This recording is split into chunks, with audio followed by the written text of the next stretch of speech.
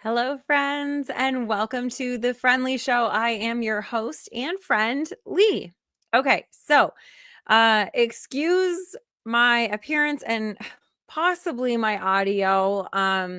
Mike is not here and he changed the setup, and I'm actually not sure if I connected right. But anyway, let me know if you can hear me in the comments, and we will just get started and hope for the best. So, welcome to the Friend Leigh Show. If you guys are new here, welcome. What I like to say is I like to think of the podcast as you coming over to my house and we're just hanging out in my living room.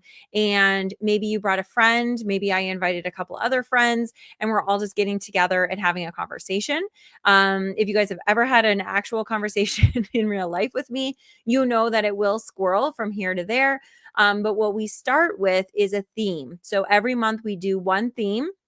And then each week we focus on one of the pillars of the happy framework. And so this is week 2 of the month. And so we are on to the purpose of the happy framework. And we're going to be talking about the theme, which is the 4 agreements. So if you guys have never read the book, please do. It is so good. And so we are going to be talking about how we can use the 4 agreements to better step into our purpose. So Pops is here. Hey, Britt. Hey, nice to see you. Okay, so I normally start the podcast for the audio people and to kind of set the bar or the feeling and the mindset of what we're going to be in the very beginning. So I'm going to go through a few things notes that I made. And then we are going to do my favorite part, which is when you have a comment, it comes up just like this. So Britt said, "Hello, Chica." Hello, honey. So as soon as you make a comment, it comes up on the screen, and then we will talk about whatever it is. If you have a comment, a question, whatever that is. Okay. So when we're talking about our purpose and being purpose driven, this is super important for our happiness and our fulfillment, because really our happiness, it is okay. So our happiness is not derived from the exterior. Okay. So getting the better job, getting the car, getting the new clothes, going on the shopping spree, all of that, it will make us feel good in the moment, but it is not going to bring us joy and happiness. Okay. So joy and happiness resides within our bodies. And yes, a lot of people are, on this kick about, there's a big difference between joy and happiness. And happiness is, fleeting, and joy is something that is it's semantics. So we talk about happiness. And when we talk about happiness, we're talking about joy and the happiness that we feel. Everybody can relate to what happy feels like. And the happy framework is a 5-pillar framework. And it's just 5 ways of looking internally into our own life and figuring out how we can become aware of those happy moments in our life. So those 5 areas are our health, our affection for ourselves. So how do we actually show ourselves that we love ourselves? It's one thing to say, yeah, I love myself, I really like myself, but then do you show it? So how do you do that? How are you stepping into your purpose, big or small? How are you with your partnerships? What's going on in your partnerships that you can reflect on and say, yeah, those were some happy moments of how I showed up in those partnerships?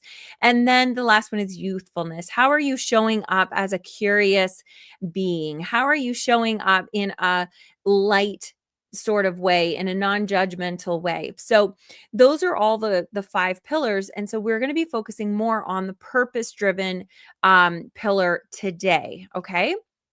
So let's go through the 4 pillars or the 4 agreements, and we'll talk about each one really quickly because I want to get to the conversation, because I know that this is going to be a big one. So the first agreement is be impeccable with your word. Okay. So in defining your purpose, what you want to do is you really want to get clear. You want to get honest with yourself and what are the intentions of how you define your purpose. And I talked about it on the show. We talk about it in the Facebook group. Your purpose doesn't have to be, I'm going to change the world. Your purpose is just, how are you showing up? What values do you hold? And how do you want to be showing up that day? What's going to pull you out of bed? Okay. So you want to look at that. And a lot of the time, a lot of the time, it is shaped by the stories that we tell ourselves. So being clear and positive about how our intentions are for our life, that is what we're talking about here when we're talking about purpose. And this is what we're talking about being impeccable with our word, being really clear, using language that is positive, that's in the it's going to get us in the direction of where we want to go. So even if you don't know where you're headed, even if you don't know what your purpose is, even if you don't know what you're doing, instead of saying, I'm not sure what I'm doing, I'm lost, I'm trying to find myself, I don't know, that is very limiting for you. And so being impeccable with your word and using the words in the direction that you want to go, saying things like, I'm committed to learning and growing in my career. Those types of things are more empowering.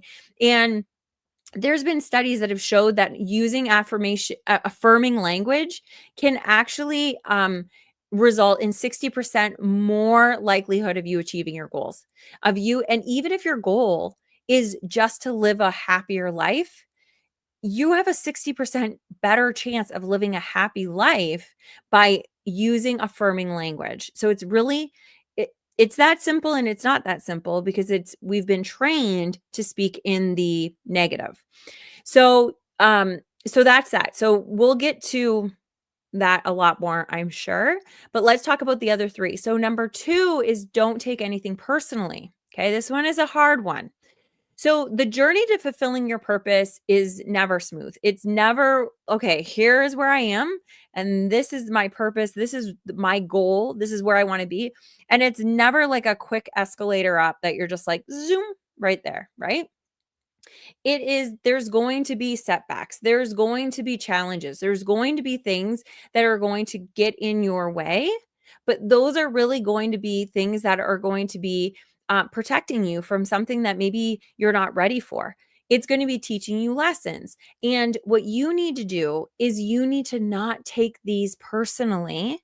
Okay. And you need to stay resilient in the face of these challenges so then you can move forward. Okay. You can look at everything that it's happening to you or it's happening for you. And that is a game changer. If you can change that mindset and not take anything personally, that everything that's happening is happening for you, that will change the majority of the way that you look at your life and the way it will unfold. So especially in purpose, we want to make sure that we're not taking anything personally. The next thing is that the number 3 of the 4 agreements is don't make assumptions. Okay? So don't make assumptions. And when we're talking about following our path and our purpose and doing all of that, what you want to do is you want to stay curious and open-minded. You don't want to make assumptions that this is what I have to do to get from point A to point B. You don't want to make assumptions of what this path looks like in order to achieve your purpose. Okay. So you want to be open, be curious, be flexible, and not make assumptions that, okay, this happened and that must mean that this isn't my purpose. Be flexible and nimble so then you can pivot and move around and get to your purpose. And when you look back, you're going to be like, wow, that was not the path I thought I was going to be taking, but look at where I am. And then the 4th of the 4 agreements is always do your best. This one is huge, especially in uncertain times. So we can have all of the best intentions in the world that we are going to hit these goals. Things are going to end up happening. We're going to get sick. People are going to pass away. Things are going to happen that you're not going to be able to be perfect. We talk about this all the time. There's no such thing as being perfect all the time. And so always doing your best is going to help you move in the right direction for your goals and give yourself grace. So then you're not spending more energy worrying and feeling guilty and all of that you didn't hit the goal in the time that you thought you needed to. So you want to make sure that you're always giving your best, your all, whatever that is for that day. And we talked about this last week when we were talking about it when it comes to health and affection for ourselves. When we're sick, we're not going to be able to show up in the capacity of the days when we're feeling really healthy and we're rested and we've been eating well and we're hydrated. that's going to look very different than the days that we are not feeling well or that we've had some really bad news or but you want to constantly be on the path of consistently doing your best to build the habits that support your long-term success and your fulfillment of that purpose. Okay. So that was pretty good. I did it in about 10 minutes because I want to get to the conversation about this. I want to be talking to you guys about how you use the 4 agreements, the ones that we just talked about, to achieve your goals, your dreams, your purpose, how you get out of bed in the morning. Okay. Um, as you guys are talking to me about this, or maybe having questions that you want to talk about this week about purpose, about the 4 agreements, I want to share something that came up for me this week. So on Sunday, I held my very first wellness retreat and it was amazing. It was so, so good. Okay. So, first of all, I should have asked this. I think I did ask this in the beginning, but I don't see an answer. So, Britt, and whoever else is listening, because I see that there's more eyeballs, can you hear me? Um, hopefully, hopefully you can, because I was on a roll there. So, this weekend, I did my very first wellness retreat and I held it with my girlfriend, Natalie. Natalie, shout out to you. It was so awesome running an event with you. And Britt says, thank you, honey. He says, yes, I would have stopped you. Okay, thank you. So this was our very first wellness retreat that I've ever run. Okay. And we did it all based around the happy framework. So we had a movement portion for the health. We had a yoga and sound bowl portion for the affection for yourself. We had a motivational speaker coach that came in and did a workshop on purpose. And that's what I want to get back to. And then we had a panel discussion where we talked about partnerships and you were able to see like how you communicate with each other. And it was a really, really special, a lot of people told me that that was actually one of their favorite parts of the retreat, which I didn't think that that would have been one of the favorites, but it was because people need partnerships and community. And so those conversations were really big. And then we had an ecstatic dance portion for the youthfulness. It was amazing. So we will be doing more events like this in the future. But I want to talk about the purpose segment this week. So Maria is a coach and she is actually a coach in the pageant industry, but she also coaches women. And one of the big things that she coaches on is purpose. And so she did this workshop and it was really, really cool. And I'm going to not do it justice. I think she was with us for an hour, maybe a little bit longer than an hour. So it was a really powerful workshop. But in the nuts and the bolts, like in the overall feeling of what this purpose was, this was my big takeaway. So she had us talking about like what it feels like and what it would feel like if we took the lid off of our possibility and just knew that we could be anything, do anything that we wanted, that we could be a 10 out of 10 in our life. And she was talking about this. And in my mind, I was like, okay, like I never feel like I'm a 10 out of 10. And I will tell you why. It's not because I don't think that I'm good enough. It's not because I don't think that I'm doing my best. It's because in my mind, I've always set 10 out of 10 as this perfection that I will never hit, that I'm okay with never hitting. I actually have a hard time when when you're rating people and rating things, I now know that, if they're looking for 5 stars, I give them 5 stars because they're really good and the algorithm wants them to be 5 stars. But if they're looking for actual ratings, that it's not for algorithm or for testimonial, but they're looking for how did I do in this thing? How did I do in the event? How did I do in whatever? I rarely give anybody a 10 out of 10 because there's always room for improvement. Okay. But the thing that I realized, so we did this workshop that she had these papers on the floor that was from 0 to 10 or 1 to 10. And there were about 35 of us, I think 35 of us. And we all stood at a 2. And she asked us, I want you to think of a time when you felt like a 2 out of 10.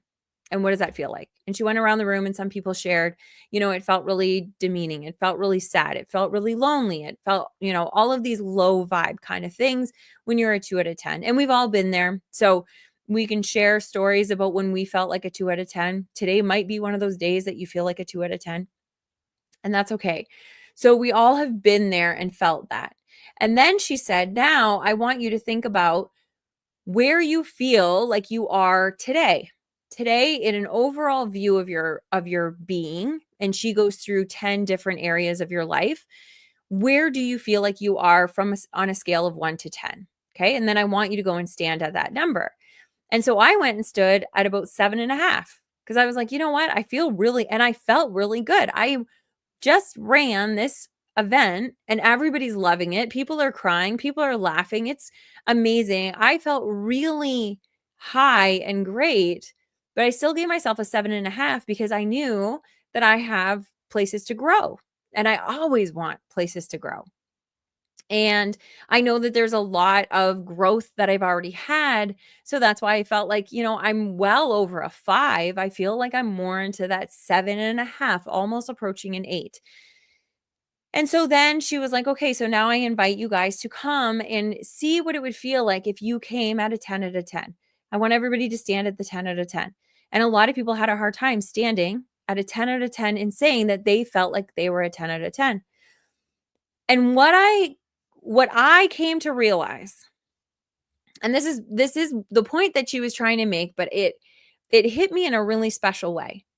So her whole idea is that you can be a 10 out of 10 and still strive for more. Okay. So we can live every day just by making the choice that we want to live a 10 out of 10 life. And we can make that choice and live that 10 out of 10 life. Okay.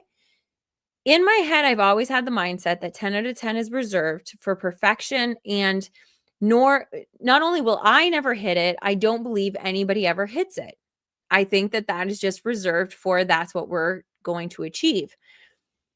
And everything else is arbitrary because really, if you're well rested and you're hydrated and you're feeling great and you're surrounded by good people and somebody asks you, "Hey, how are you feeling?" you're going to feel like a 9 out of 10 or an 8 out of 10 or whatever. Those numbers are arbitrary. And then you can be asked when you're really tired and whatever, and how do you feel? I feel like a 3 out of 10. But is your life really that different from day 1 or day 2, or even the morning to the afternoon, for you to go from a 3 out of 10 to a 9 out of 10? There's not that big of a difference in our day-to-day life for us to drastically change that much in our rating scale of our life. But it has everything to do with our mindset and where we feel like we are. And so what my big aha moment was, is that if all of those numbers underneath the 10 are arbitrary, then really the 10 out of 10 is also arbitrary. The 10 out of 10 isn't the bar, isn't the highest point. And so when I was thinking about this workshop, I was like, really, it's 0 out of 10 or 1 out of 10 for your rating scale. And then there will always be the infinite. There will always be that you will be able to go and hit something more, always. There is always possibility around us. And so that possibility is not the 10 out of 10. And it changed me in that moment. And so, Maria, if you're listening to this, I am so grateful for that little epiphany I had. And the reason why I had that epiphany was because I took that workshop and I engaged in it. I asked questions like I was a student. I listened to it like I was a student. I was curious about it. I was questioning what I believed to be true during that workshop. And after that hour, that's what I came up with. So Britt says, kind of like the pinnacle of learning is understanding how little we know. Oh, yes, the pinnacle of learning is understanding how little we know. Absolutely. Yes. So there is such an infinite amount of learning to be had in our life that we are never, ever, ever going to learn everything that we need to know. And so that is perfect, Britt. That is exactly what that is. That is the pinnacle of learning, is just getting to a point that you know that we don't know everything and barely anything. So that was a big turning point for me, that I was like, yes, I could step into a 10 out of 10 and live that life. And all it was a label. That's all it was. And you guys know I've talked about it a million times that I'm not really keen on labels. I'm not really like, I don't like using labels because I think it's really limiting. I use them. We need to use language to be able to communicate to one another. But I'm not really a big fan of it. But it's funny that I've always held that 10 out of 10 as the ceiling, also knowing that the ceiling is infinite, if that makes any sense. But now it's kind of magical. Am I making sense at all? I don't know. So, but it is magical to me anyway. What I've taken out of it is that you can live a 10 out of 10 life and still be striving for more, still be looking for more, but it feels better because we've learned that 10 out of 10 is the optimal. It feels better to be operating out of a 10 out of 10. So that was really cool. And that was all about purpose. That was all about stepping into who you are meant to be. And we're meant to be our best version of ourselves. That is what I ultimately think life is all about, is just fulfilling our best self. That's it. It's treating other people the best way that we can, and treating ourselves the best way that we can, and showing up as the best version as we can. And like the fourth agreement, just always doing our best, whatever that looks like for that day. And so our best, if we can always strive that our best is a 10 out of 10 that day, no matter how we're feeling. And we've talked about it, in case you missed the show last week, when we talked about when we talked about always doing our best, we don't want, I just lost my train of thought. We don't want to, we don't want to be pushing to be more than what we can be today. So if we're having a day where we're feeling sick, our best may be resting. Our best may be slowing down. Our best may be saying no to that thing that we thought we wanted to go to or to be a part of, to take care of ourselves. That might be our best. And so doing more does not mean, giving our all and doing our best. And that is a little caveat that we need to start embracing, that sometimes our best is just saying no. It's doing less better and honoring our body, honoring where we are. So when we're getting to this whole purpose thing, what can we be doing? And especially using the 4 agreements, what can we be doing to reach our goals? For me, and looking into the new year, I'm not exactly sure what this is going to look like, but I know that we're going to have something that we can all get together, and inside of our community, we're going to end up doing some sort of a workshop. Some sort of a workshop, some sort of a goal setting for our happiness for 2025, because that's what all of the mastermind, the accountability groups, all of it is all centered around, in the happy framework, is centered around looking at these 5 areas and starting to focus on it. Because what we focus on, we create. And if we spend more time focusing on the things that are making us happy, and the things that we're noticing that we're becoming happy because of the things that we're doing, then we're going to have a happier life, because we're going to have more happy moments. And I think that we really need to start. I've been doing these masterminds for years and I haven't been promoting them. And I need to start promoting them. I absolutely need to start promoting them, because more people need to be a part of this, because there's so many masterminds. There's so many goal setting groups and accountability groups for business, to drive commerce, to drive business. And it's important. But if we're not driving our happiness, then what does it matter? Right? Like if we're driving our business and our business is succeeding and we're making the money and it's making life a little bit easier because we're making the money and we feel good because we're, becoming an established business, what does it matter if when we go home, we're miserable? It doesn't. So we need to be spending as much time when we're looking at growing our business and hitting our milestones in our business. We need to be thinking about the same when it comes to our happiness. And so purpose is a big one. Figuring out, like becoming clear first of what do we want our life to look like.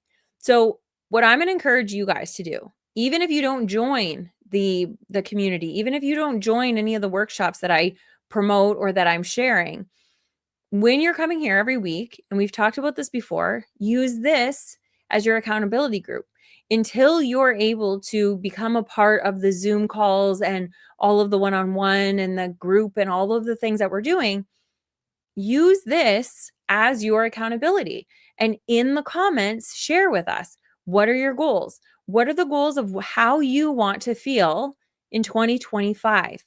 And I think we need to start talking about that. And people might be like, it's not even Christmas. It's not even Thanksgiving. Like, why are we talking about New Year's goals? That's part of the problem, is that everybody looks at the New Year's goals as something that you set on December 31st. And then January 1st, you wake up and it's magical. And then all of a sudden you're going to hit all these goals that you haven't hit in years. But every January 1st, you say, this is going to be the year that I'm going to lose the weight. I'm going to get in a better relationship. I'm going to become more peaceful. I'm going to do all of these things. And then what is it? A week, maybe, of focusing on it.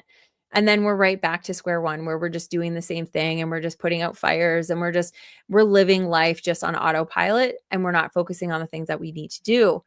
We need to start setting ourselves up right now for the life that we want. And so we need to start talking about it now. What are the goals? What do we want life to look at? Because let's look right now. So today is November 13th. If you're listening to this in the replay, it might be a little bit later. But we have 1, 2, 3, 4, 5, 6.5 weeks. That's it. That's all that we have left of the year. And if you're listening to this in the replay and we're already in January, then Happy New Year. But right now, if you're listening to this live, we have 6 weeks left. And so we really need to start thinking about, how have we felt this past year? And what are some of the things that we don't want to feel in 2025? And that is the purpose. That is what's going to drive us. How do we want to feel? And also, how do we not want to feel? What do we want to become? And what don't we want to continue? We need to be having these conversations, and it becomes very difficult to have the conversation. It becomes extremely difficult to have the conversation with ourselves because it's uncomfortable. And then once we start having it, we're like, I'm going to go do something else now. And then you just ignore it.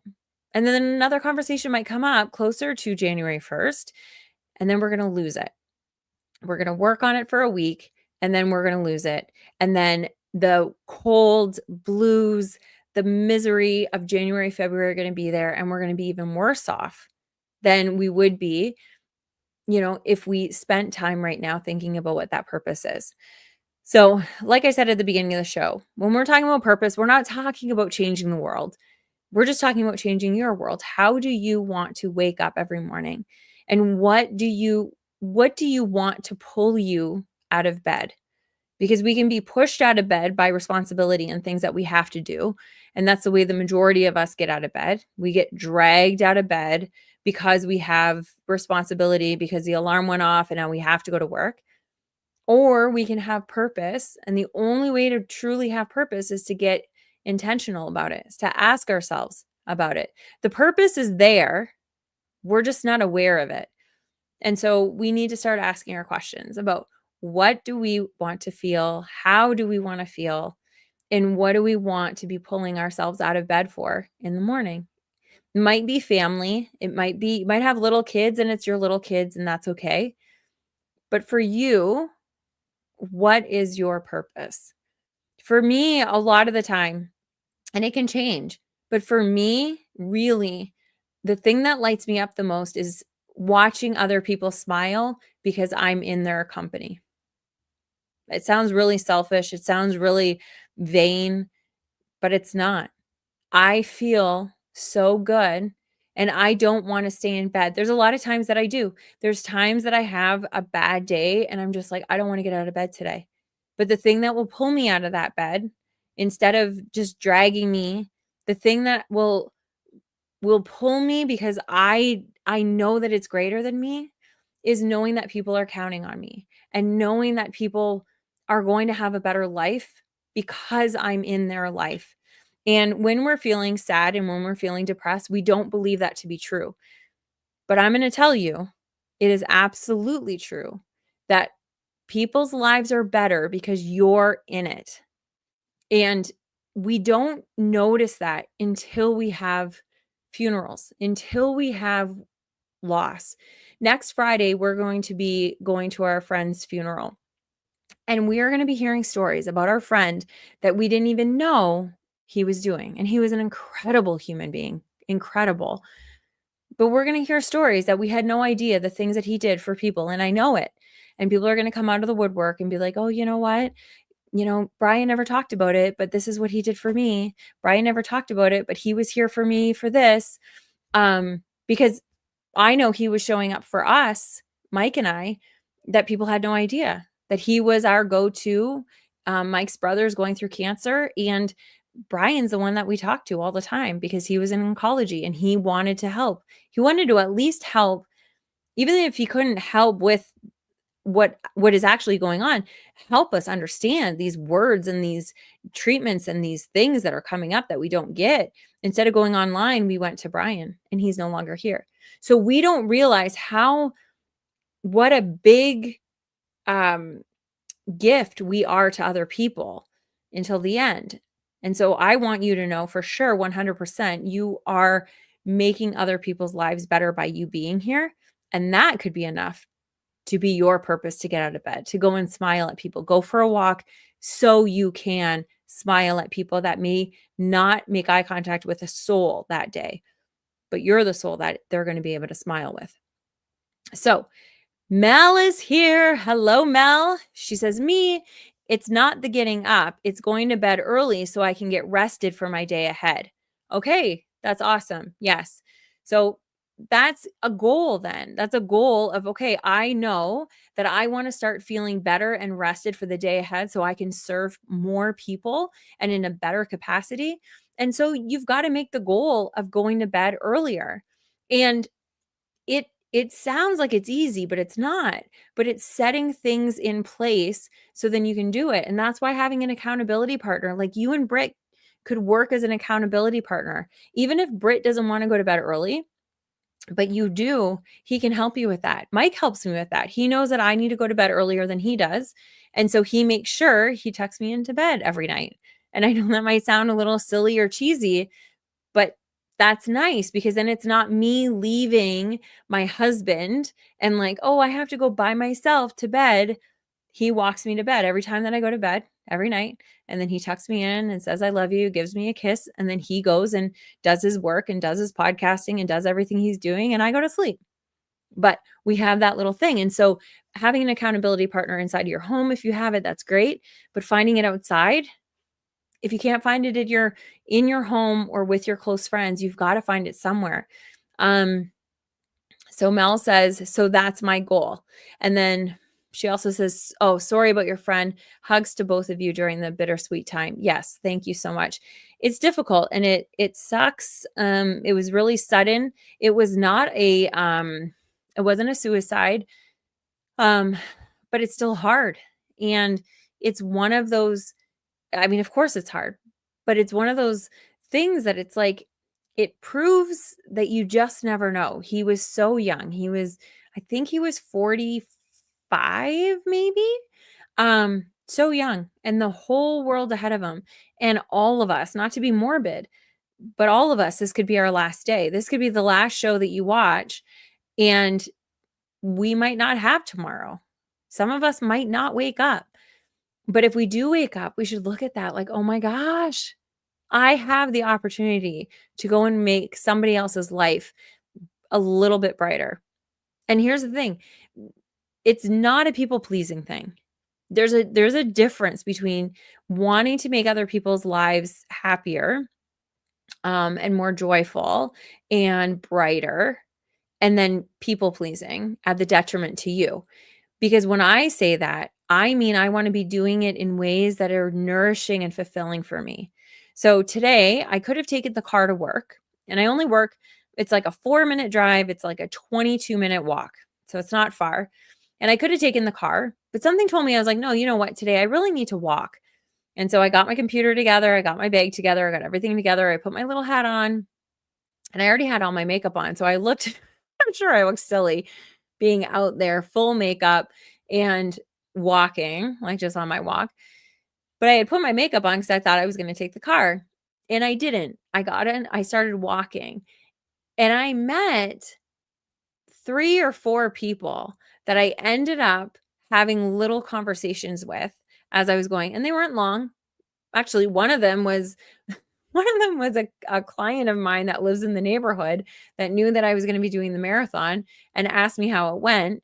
I told him that, "Oh, I had an injury with my foot," and he was on, listen to this, he was on the phone with his chiropractor friend, and he's like a big runner, so he knows a lot of, like, my client, he's a runner, so he knows a lot about feet. And so he's on the phone and he's like, "Oh, hold on. Let me just tell you." So he was like, "Let me see your foot. Let me see your shoe." And he's telling his chiropractor friend everything that he's seeing about my shoe and about my foot. I took my foot out of my shoe and showed him my foot. He diagnosed me. He was like, "This is what happened. If you had new shoes, it was because you don't blah, blah, blah." Anyway, that little thing, he helped me, which made me feel really good. But I know it also made him feel good because he was able to help. I ran into another lady that I haven't seen in quite a few weeks, and I've only met her on the trail. I've told you about her before. I told you about her when I met her in the summer, Linda. And I was just talking to her about her hair. She was the one that I was like, "Hey, do you want to walk with me?" And she was like, "No." Like, it was weird. But then we were talking and we continued walking, and we ended up being on a like 40-minute walk together. Even though she didn't want to, she did it because we were in conversation. And now whenever I see her, she's like, "Hi, Leanne." And so I give her a big hug. I met her boyfriend today for the first time. It was just cool. And so all those little interactions, they don't take anything out of me. They lift me up because I'm in community with other people. And so those are the types of things that I'm saying, you're making people's lives better. And in turn, those will make you better. If you're not feeling fulfilled, though, if you're not feeling fulfilled out of the things that you're doing, then those are not for you. That's not your purpose. That's not what should be driving you, because you don't want to be doing something that you think you have to do. Like, oh, Leanne said that I have to go for a walk and I have to go talk to strangers. Nope, that's not what I said. What I said is that's what I do, and that makes me feel good. And hey, maybe be curious and try it out and see, try it on, see if it fits you, see if you like it. But if it drags you down or it makes you tired, then you know that that's not your thing, and you got to find something else that's your purpose. So Mel says, "Yep, you never know." So this is about, yes, this could be our time. My saying is, don't just be blessed, but be a blessing. I love that, Mel. I really do. Sarah says, "Just coming in. Sorry for your loss." It's okay. Thank you so much. So we're talking, Sarah, we're talking about the 4 agreements and how those can be used to help us with our purpose and stepping into our purpose. And we've been talking a lot about goal setting. I've been talking a lot about the new year. So, and it's so funny. Like, I prepare for this show every week, and then as I'm talking, I'm like, "Oh, also, I wanna talk about this." So, it literally is like we're just, like, on a walk together, or you're in my living room together. So we ended up squirreling over to New Year's, and the fact that New Year's is 6.5 weeks away, and we need to start thinking about how we want to feel in 2025. We It's fine to have these goals of the things that you want to create, or the money that you want to make, or the promotion that you want at work, or whatever these things are. That's fine. And those are necessary. Those are great, but you're going to do those. You're going to be having conversations about how you can make more money. You're going to constantly be thinking about how you can make more money, how you can get the promotion, the new car that you need, those things are just going to come naturally. The things that are not coming naturally are, how do I want to feel? That doesn't come naturally. That just, we show up and then we're like, oh, I wasn't feeling it that day, right? Like we all say that. Well, I just wasn't feeling it that day. Well, it's because we didn't really have any goals set in place of how we want to feel. And we're not always going to feel 100%. We're not always going to feel on top of the world. We're not always going to feel like we want to get out of bed. But if we can have the goal of, I want to become aware of my happy moments. I want to become mindful of the days that I'm having and the interactions that I'm able to create to brighten somebody else's day. Can you just imagine for a second what the world would be like if those were the goals that we were talking about? Instead of, how can I make more money in my business? How can I get out of debt? Instead of those conversations, which are important and, like I said, are going to happen anyway, that we need to focus on them anyway.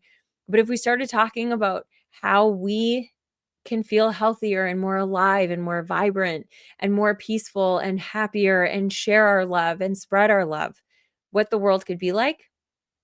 So that's my goal. That's my goal, is to share that with people so we can start reframing the way that we're focusing on goals and success and all of that. So, okay, so let us go in. I'm going to look and see if there's any more comments yet. There are not, but anything that I've said, you guys, that you're just like, I don't know. Tell me, let's talk about it. I love it when things are like, when you kind of push back and say, yeah, but what about this? This doesn't make sense to me, or whatever the case may be. So let me see if I wrote anything else down in here that I wanted to talk about. Okay. So a big one is that don't take things personally. A lot of us were talking about how we take things personally and we're trying not to. Okay. So one of the things that we can be doing when we're talking about not taking things personally, when we're on our path to purpose, is that we can start reframing the feedback that we get. Okay. So I talked about in the beginning of the show when we were talking about this, that instead of looking at things like they're happening to us, we can look at it like they're happening for us. But we can also be looking at, when somebody gives us criticism, instead of being like, oh, I did something wrong again. Oh, I'm never going to be better. Oh my gosh, I always do this wrong. I always make this mistake. You can take that criticism from somebody and you can say, okay, how can this help me improve? Like, how can I take this criticism, and instead of taking it personally, how can I look at that and see what truth there is out of it? Because sometimes there might not be. Sometimes there might not be truth to it. It might just be somebody else projecting their own shit on you, which is fine. But if it's criticism you're going to take it personally, there's something in it. There's some truth that you need to build a different skill. You need to maybe change a little bit, not change who you are, but maybe change your approach, maybe change the way that you're showing up. And when I say change the way that you're showing up, I don't mean being somebody different, but I do mean maybe you're mailing it in. Maybe you're not doing your best.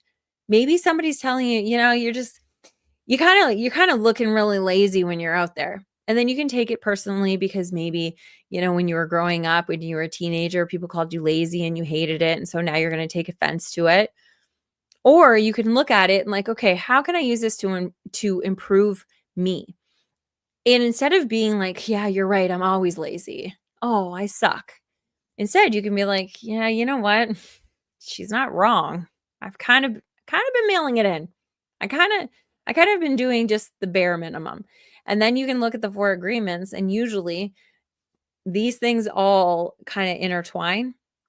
So it probably is, yeah, you know what? I haven't been showing up as my best. I haven't been doing my best. And so instead of looking at it like, oh, I suck, I'm lazy, you can just look at it at the truth of it, that, yeah, you know what? I could show up a little bit a little bit differently as my best version of myself, not as somebody else, not as an avatar, not as having a mask on, none of that shit. But yeah, maybe I can just show up as my best self. Or you can look at it like, oh, you know what? I've been playing a role of somebody else. And I guess people are starting to see that's not really who I am. And that's hard to keep up. And that's why I've been mailing it in because it's really hard to be somebody that you're not. And that might be your cue for you to start being a little bit more authentic, to be a little bit more yourself. So, by not taking it personally, we can start looking at criticism. We can start looking at our own self criticism objectively. And what can we learn from that? So, and that's not always easy. That's not always easy. But if we can cultivate the resilience in those moments, it will help us move forward. And one of the things that we can do is instead of just being in our head, we can start writing it down. This is why journaling is so important. So when we're having these conversations in our head about the criticism that we heard from somebody, and then what we're going to do or how we can change or the lesson that we can learn, write it down. Write it down so then it doesn't end up taking up reality in your mind. And then that's all you're thinking about it. You can write it down and now you can become, okay, here's the thing that I need to do. You know what? I'm going to be a little bit more strategic in the way that I show up. Or maybe I'm going to be a little bit more vulnerable in the way that I show up. But instead of just thinking that and then, resting on it, write it down. So then in the morning, you can look at it and be like, okay, last night I had that epiphany that I'm going to be more vulnerable. Now, how can I find opportunities to be more vulnerable? But if we go to bed and we don't write it down and we don't really think about it, and then maybe we watch TV or we scroll on our internet, then we go to sleep and we wake up, we forgot about that epiphany. I don't know about you, but that's what happens to me. If I don't write things down, then I lose it. And so now you had this great idea, and that could have been the thing that changes everything, but you forget it. So we need to start really being mindful about the purpose of what our life is and stepping more into it. Okay, so Sarah says, I loved this book. Oh, you read it. That's awesome. Okay. So I love this book. You were right. I finished it over the weekend. Life changing. Now I've started the fifth agreement. Ooh, that's awesome, Sarah. Okay, that's awesome. I have had the fifth agreement. I think I read it years ago, but I don't remember it. So I am going to start reading it with you, although you're going to probably finish it tonight or tomorrow. But I'm going to read that, and maybe I can't remember exactly what it's about. So maybe that will be the December theme. I don't really remember, but we can also talk about it. So if there's something that comes up in the reading, Sarah, that you want to bring up and it is about the fifth agreement, let me know. Now I want to go to my bookcase and grab it, but that's awesome. So so Sarah, now that you've read the book, was there something that came up that you were just like, oh my gosh, this is the thing, or this is what I need to work on, or this is what I'm going to start doing? I absolutely love the book. And so I'm so happy that it inspired you to get it and to read it. And you read it in one weekend, which is insane. That's like so wild to me that I love that. Okay, so that's that. We've got about like 10 minutes ish left. I mean, we could wrap it up right now, but I just want to kind of go through my notes because this was a big one. Like our purpose, it's so important. It's so important. So let me see if there was anything else. So we really talked about not taking it personally. We really talked a lot at the beginning about being impeccable with the words, watching the words that we're using. Don't make assumptions. Okay. So when I was talking about don't make assumptions, we had talked about like staying curious and open-minded about the way that we achieve this purpose, the path that we take to achieve the purpose. But when we feel stuck, like when we're like, oh my gosh, maybe this isn't for me, instead of asking ourselves defeating questions like that, like, why did I even bother trying? Or who am I to do this? Like, that's too big of a goal. Like, I can't believe I did. Instead, we can say, like, what are other ways that I could approach this? just this one way might not be working. It might not be for you. What are some other ways that I could approach this to get me to my goal? Because here is the thing. I've talked about this. I know I've talked about this on the show, but I don't think I've talked about it in maybe a few weeks. If there is a goal, if there is a dream that is on your heart, I can promise you it is yours to have. I know that to be true. I am 44 years old, and I know that there is not one dream that has ever been put on anybody's heart that was not for them. For me, I have never had the dream of being a doctor. Yes, I would make a lot of money. Yes, I would be able to help a lot of people. That has never been on my heart to be a doctor because that's not my dream. That is not for me. I don't have the emotional capacity to be able to be in those kinds of circumstances all the time and not take it home. I know that to be true. It was never put on my heart as a goal. It was never put on my heart to be the goal of being an accountant. It's never been on my heart. But it has been on my heart to be a teacher. When I was young, I wanted to be a teacher. That was always on my heart. As a kid, I wanted to be a teacher. When I was in high school, I wanted to be a teacher. Right now, I feel like in the capacity of coaching and guiding and podcasting, I'm teaching. And I'm not necessarily always just teaching about things that I know, but I'm also teaching about things that I'm learning. And so that goal, that dream was on my heart because it is for me to give. So any dream that you have or any purpose that you think is your purpose, I can assure you it's your purpose if it's coming from your heart. If it's coming from your parents or coming from your husband or coming from your wife or coming from social media, that, oh, that looks good. Oh, that's what I could do. Any of that, that's not your purpose. But if you go to bed thinking about it, you wake up thinking about it, it's on your heart, it is yours to have and it's yours to work for. It's not yours just to go, okay, I should have it now. I'm going to manifest it. You got to work for it. And so you got to start building goals around it. You got to start doing the things to get there. But I can promise you, the path may be different, but that purpose is yours. So also exploring new opportunities, saying yes to things that you normally wouldn't say yes to that feel right, those may change your path a little bit and get you toward your goal, get you toward your purpose. So let's see what else I have missed. Okay, so Sarah, all this stuff, this is like my jam. This is what I absolutely love. So this has been a really fun theme for me, you guys, this month, and we're only halfway done. So Sarah says, too many good points to write here. How we cast spells with our words was so interesting to me. Also, seeing the way people respond is because they buy that world dream, a different way to look at it. Yes. I feel like there's going to be like a book club coming up that we can all like dive into this in the new year.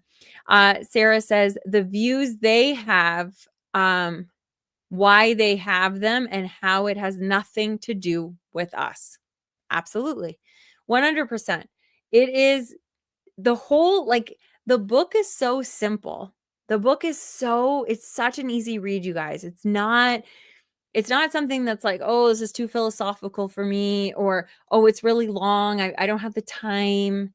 You can read it. Like Sarah's got like 1,000,004 kids. She runs businesses. She is like caretaker for everybody.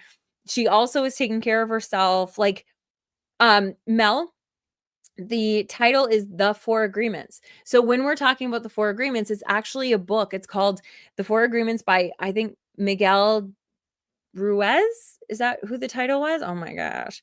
I've only had this book for decades. Don Miguel Ruiz, Ruiz. So it's the Four Agreements, Mel. And that's what we've been talking about. So it is so, so good and such a quick read, but it's a very cool way of looking at these four agreements instead of it just being the four agreements and here's the rules to live by. it's a story for you to really kind of understand it. Sarah says, how we lie to ourselves. Reading the page about relationships blew my mind too. My first marriage, all my fault because I made the agreement thinking my love would change him. Wow. Yes. Amazing.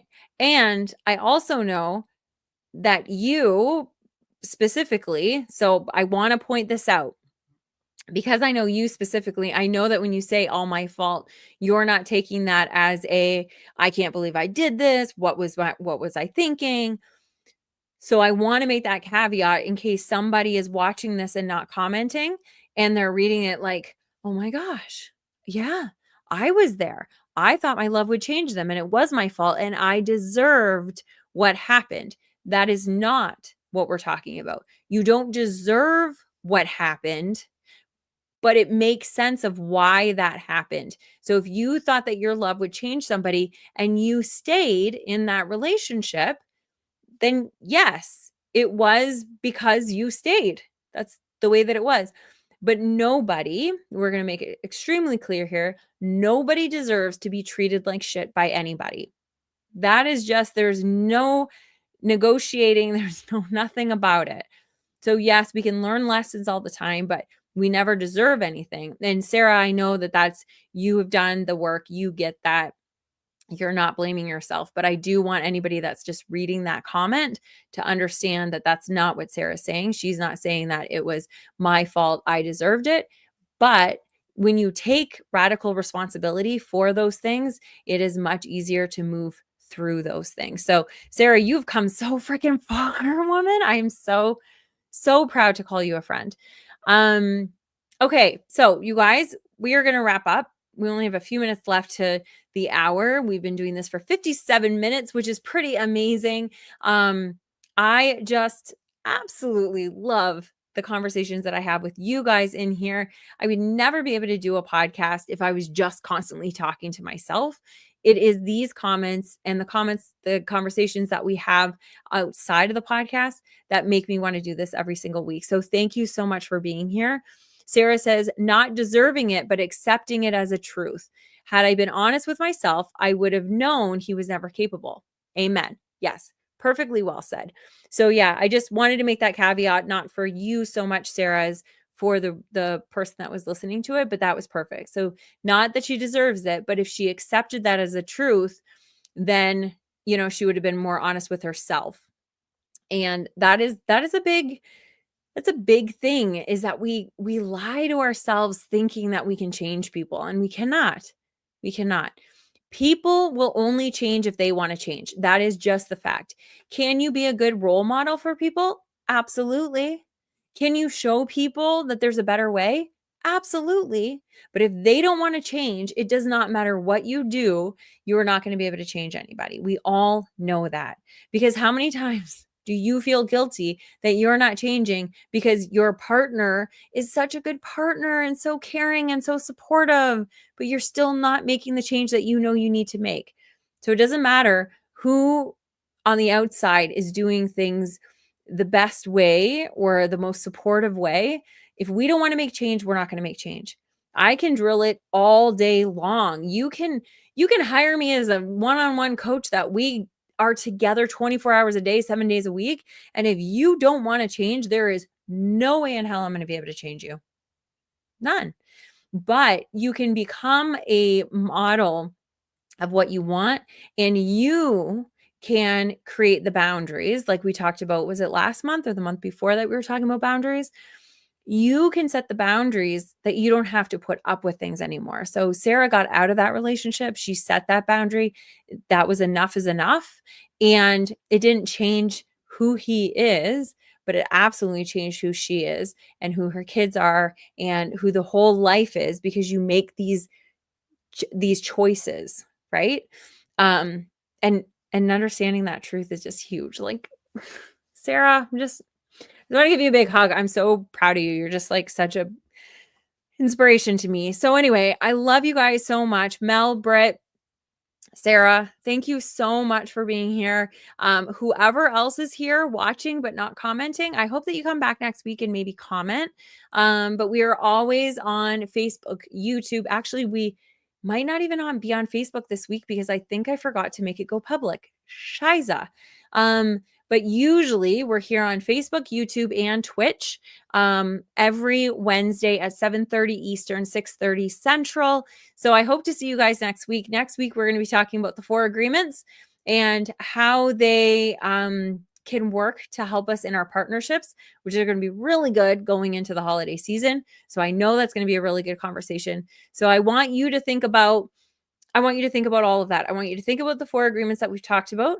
And I want you to think about how you're going to be using them in your relationships with people that you're just in passing with, and then people that you are very intimate with and close to. So, oh, Sound Guy is here. Hi from YouTube. Hey, Sound Guy. It was so good seeing you when I was in Arizona. So awesome. Okay, so I love you. Sarah, Mel, Britt, thank you so much for being here. I love you guys so much. I will see you next week. And if you're listening to this in the audio version, please come on over to YouTube, Twitch, or Facebook next Wednesday and be a part of the conversation. All right. Love you guys. Bye.